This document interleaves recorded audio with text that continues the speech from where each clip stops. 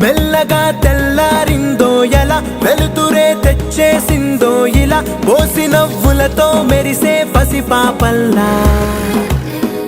చేదతో బావులలో గలగల చెరువులో బాతుల ఈతల కళ చేదుగా ఉన్న వేపను నమిలే వేళ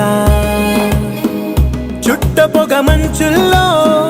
చుట్టాల పిలుపుల్లో మాటలే కలిపేస్తూ మనసారా మమతల్ని పండించి అందించు హృదయంలో మంటలు ఆరే